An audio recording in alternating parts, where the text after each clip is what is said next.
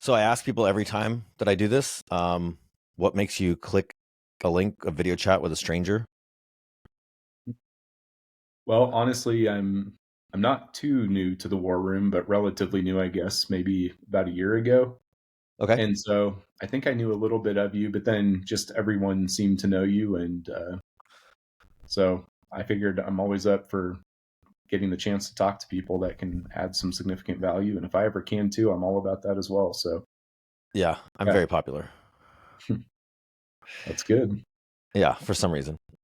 Um, yeah, I was in War Room. Well, I've known David since 2017. So when we started War Room, I kind of was there from the start. Um, it's been a tremendous, tremendous group. Who are you in a squad? Who are you with? Yeah, I'm in the red squad. I don't know if you would know anyone. I think most of us are all new. Yeah, I don't know. Has it been working well for you though? Yeah, it's been good. Um, I think the issue we've identified is that we need someone to step up and be a clear leader. Yep. And so in some ways I'm trying to help fill that gap, but I don't have the most experience out of everyone. And so I'm trying to do what I can or at least facilitate us moving forward. So Yeah. yeah, you have to be pretty Uh, intrinsically driven to do well in the squads. you're what driven? Well, I'm saying I think people need to be very intrinsically motivated to do stuff on their own. If they have a great squad that holds them accountable, I think that's amazing. But if you don't, then I think you've got to Yeah. make it happen. So Yeah, that's interesting. that's the one challenge I've seen. For me, squads, I almost never take them as seriously as they should, but like I like being around. And then inevitably, for me, my experience has always been like inevitably somebody will show up and have a deal that I can help with. Hmm. And I'm like, oh, right place, right time. So for me, it's just like an opportunity to like, to obviously serve people that need help each week. And then to like, hey, I need help. Sometimes, dude, life is like this. And so I'm not always intrinsically like self motivated. Sometimes I need a kick in the ass. So it's good to kind of like, balance. When I'm doing really, really good, I'm like, hey, I can help. And when I'm like needing help, somebody's there to help. So I would never be a good squad leader. Yeah, I think over time it'll get stronger as we all get stronger. I think that it'll be good. Yeah, it was a year before I ended up doing a deal with somebody in my squad. It was like a year of me like, hey, am I in the right place? Is this right for me? Feeling insecure. And then we did this $4 million purchase together. And I was like, okay, this is great. Yeah, it doesn't take a whole lot of those before just a little bit of time over a long period of time pays off. So Yeah, yeah. yeah. Where do you live? So I'm in Colorado Springs. Okay. And where do you invest? What do you invest in? So I have a multifamily property in Ohio, and then I have a single family home in Texas. Um, and then we own our house here, I guess, which could become a rental at some point. But yeah, my vision is more scaling multifamily, probably in Ohio, Yeah, what part of Ohio? around Columbus. Right now, I'm in a Okay. little town about 30 minutes north, and it's been good. It's a good learning experience. I kind of bit off an 11 unit building as my first purchase, so I've learned a ton over the past year and a half, and it's going well though. And I would just like to kind of keep moving into Columbus basically from there. But I've really been very fortunate. I have a great team in that little town, so I'm going to kind of keep seeing what presents itself there as well, just because I have the team in place. Dude, I love that. Yeah, when you have the right people, man, life is just everything. It's like I just had this conversation with somebody earlier. I was like, you can kind of get a mediocre deal and a great team, and it works out good. And you can get a great deal and a lousy team, and you got nothing. Like it is. That's why I tell people a lot. I'm like, dude, I don't invest in real estate. I invest in people. You get good people, game is easy. Oh, can you hear me at all? I think I don't know if it's might be my Wi-Fi. Oh no, yeah, Kind of I can hear you cut fine. out I a thought bit. you were. I didn't realize you couldn't hear me. Okay, yeah, it was just like maybe 10 seconds. Oh, I said, yeah, you get great people, and you can take a mediocre deal, and it becomes great. And if you have a great deal and lousy people, you got nothing. So Yeah, I I totally agree. invest. I basically only invest in people, and real estate's like kind of distant second in a weird way. I mean, we buy real estate assets together, but yeah, that's how I think about it. Yeah, so what is your strategy primarily then? Um, It has been multifamily. I own a couple of multifamily in North Carolina. Actually, I only own one now, but I bought and sold one and have one left. And yeah, I was trying to buy C class value add, but that market is tough right now. At least where I live, there's not that many opportunities. Transactional volume is low. You know, they're asking 5 and 6 caps for properties built in the 75. It's just like I'm like this. This is asinine. So I've definitely have taken a back seat for the last probably 18 to 24 months, to be honest. And I'm a lifelong. No, that's not true. I spent the last decade as a camera guy. So I've been fortunate where I spent a little bit of time traveling the world with my camera. So that was a good sort of time to do that. But now, yeah, I'd like to buy multifamily if the deals make sense. Yeah, that's what makes the most sense to me. I've really just liked it, and I think I'm getting to where I have a pretty good handle on it. So I've really enjoyed it. Yeah, it's simple. It's the simplest business model. Yeah. So what are you doing to like find deals? Right now, I'm really not looking much. I'm just kind of doing the general, like LoopNet or Crexy or Zillow or whatever. But I need to get in touch with some local brokers. There are a couple bigger properties I've looked at in the Columbus area, and so I really just need to get in touch with some brokers there and just start establishing that relationship. I'm in another coaching group as well. I don't know if you're familiar with Jake and Gino at all, but I joined them over the past few months, and I've really, really liked that a lot. Yeah, And so, yeah, they emphasize brokers, and I realized I kind of need to go up that way if I want to keep doing multifamily at bigger than like 8 or 10 units.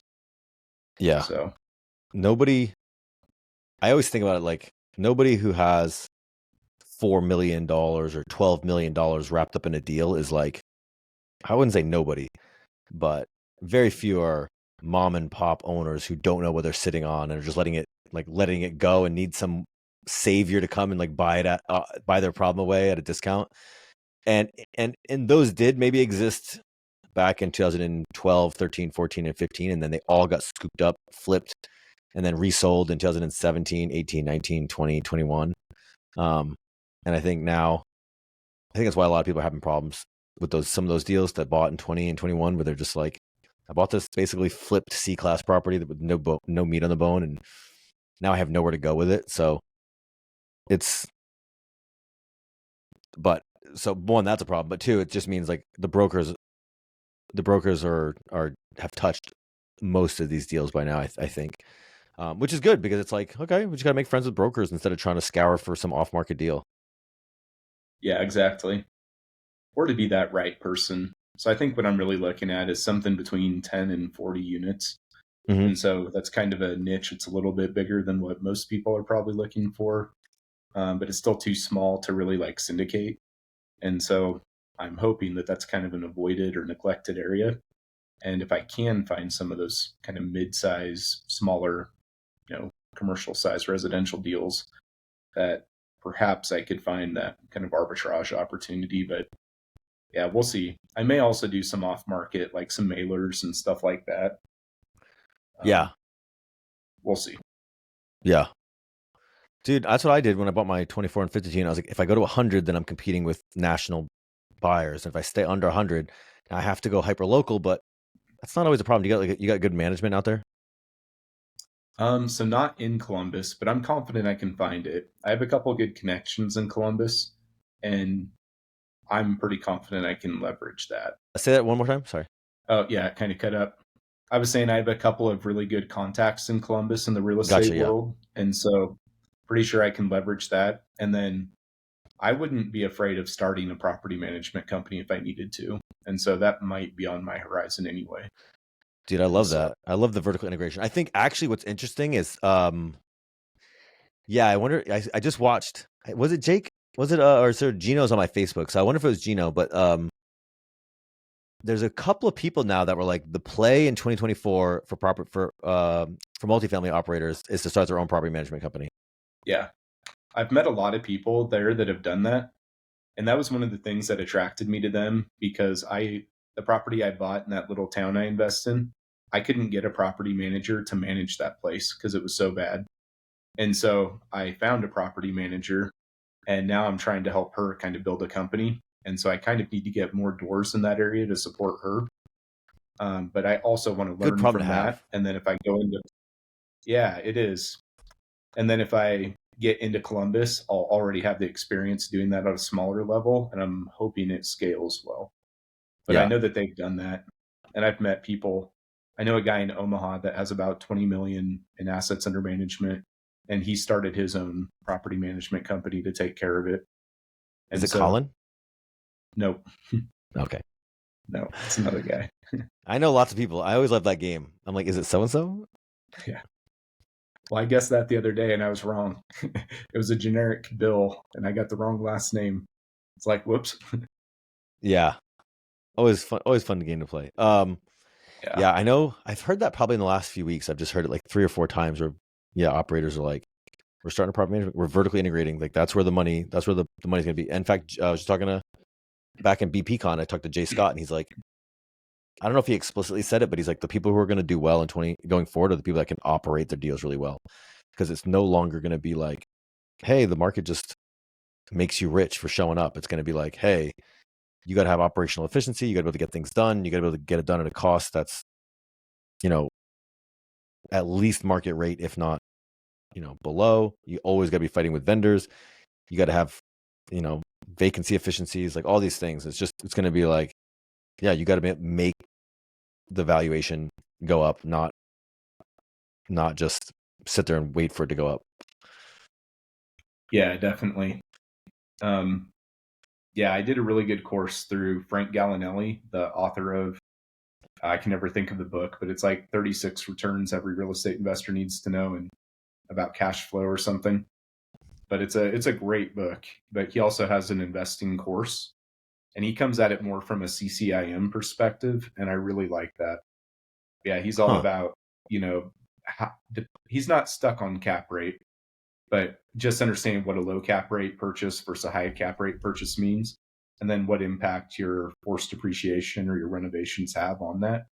But then also, like, honestly, in a low cap rate environment, more NOI gives you a bigger reward versus a high cap rate environment. Sure. And so that was kind of a very interesting thing for me to learn, because it was opposite of how I felt internally.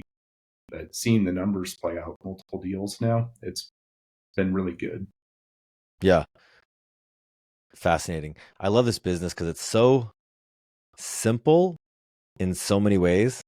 But then, like, when you started getting into like stuff that some of these nuances, cap rates, cap rate compressions, um, you know,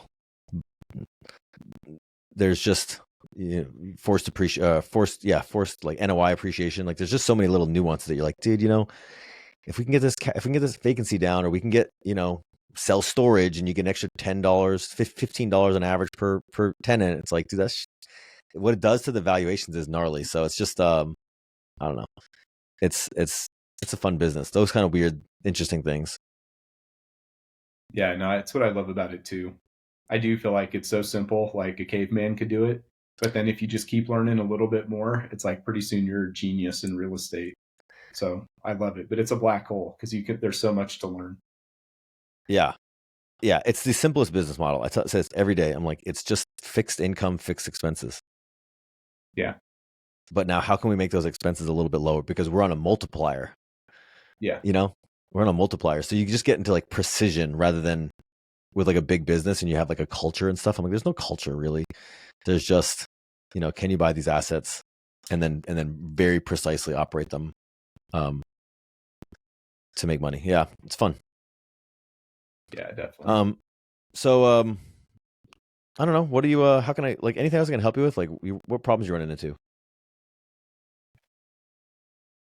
Yeah. So the big thing on my mind is I left active duty about 2 and almost a half years ago, switched to the reserves. And then I also switched career paths from I was a physical therapist in the Army over to financial planning. And so I just launched my fee only, independent financial planning firm. And I love that. But I think what I'm getting caught on is everything that's, like Gary Keller in The One Thing or Greg McKeown and in Essentialism. I keep I keep getting stuck. Like I really love real estate and I love the financial planning. And I know that I've hurt both of my businesses by focusing on the other. But at the same time, I don't want to pick just one. But I'm having a really hard time focusing on just one thing for each of them to get them both moving forward. And so that's something I always take the chance to, if I can ask and just get people's independent feedback, just kind of what's your take on that? I might be the worst person in the world to ask this. Okay, why is that? Qualify Oh, yourself. one thing is like, it's my weakness as well, my dude. We might be frozen again. Yeah. Let me. Am I back? Test. Yeah, you're good right now. I don't know Yeah. if it's Sorry, I live on mine an or island, so the Wi-Fi's yeah. been terrible all week. It happens. Um. One thing. What's interesting is about financial planning and real estate. Well, depending on how much you can cross them over. I mean, I just don't think it's that different. I mean, you're doing the same thing. You're wealth building. Both ways. So like maybe it's not that disconnected as you think. And you're like, also, I also think about things like, hey, you need an active income and a passive income. So you're like, hey, I help people get their shit together financially and make money for my active income. And then I take that and I parlay it into real estate. And that's my passive income. Yep. Now, maybe you want to just have one business. I understand that. It's super, but the question then becomes, can you make a full-time living buying multifamily assets in Ohio at this stage in the market? Maybe, but you're going to make a big short-term sacrifice, I think, because the market's just it's not abundant right now. Not say you can't make money, but it's not falling all over itself with deals. So from a pragmatic perspective, I say like, hey, you got to eat. I assume you have to eat. Like, it's definitely going to be harder to do all small multifamily in Ohio. It's going to be harder to eat that way right now. Yeah, no, I know what you mean. The deals definitely are not there. And that's also why I'm not buying right now. So I need to finish the projects I have going. And then I'll do a refinance or a finance at some point, and then Yeah. have a chunk to continue investing. So With your financial planning clients, are you able to move them into your real estate? I think technically I could. So there's not weird rules, but there are hard rules about commingling assets, obviously. And like I can't lend to a client, but I could partner with a client on a deal. Yeah. And So so, yeah, I guess I didn't make this clear to you, but I do totally incorporate real estate into my financial planning. So I'm advice only financial planner, which means I don't manage investments. So I advise on them for people who have 401ks, TSP, IRAs, brokerage accounts. I still do all that. But like my emphasis is on incorporating real estate into their financial plan. And so most of my clients are real estate focused. But yeah, they just want help with like financial analysis and knowing if they're really making a good investment, that type of thing. And then how to tax efficiently move on from those or scale their portfolio. So yeah, I don't see them as that different. So you're like, hey, I got to pick one. I'm like, yeah. Also, it doesn't sound like you're buying right now. So like, you might that wealth financial advising. You do that, you eat, and it sounds like some of those people might come with you and you buy real estate. And you're like, hey, by the way, I'm doing this over here on the side. Maybe you can take some. But I don't see them as very different. You're doing them for the exact same reason, which is wealth building. Yeah. I said I don't see them as very different. I see them as very aligned, financial planning and real estate investing. So yeah, good. I appreciate that. yeah, Again, it's not. sometimes I just feel like if I focused all in on one, I could make a ton of progress in that one direction. But then I do love Yeah, both. I, and each pull me yeah. aside. But Do you have kids? yeah, we have one.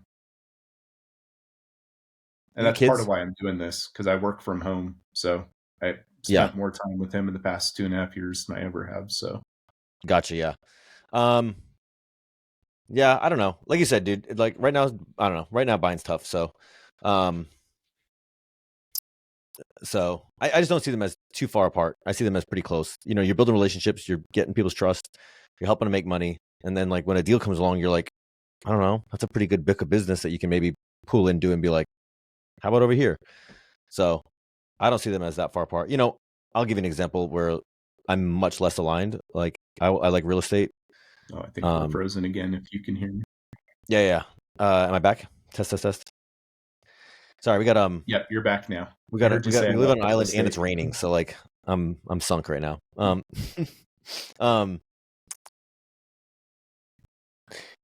like I'm in real estate, but also I like cameras, and so trying to combine those, I'm like I want to go all in on, but I want to do both. So I'm in the same boat, and I'm like, how do I combine them instead of trying to do like think about them two different things? I'm like, no, how do I do cameras for real estate people?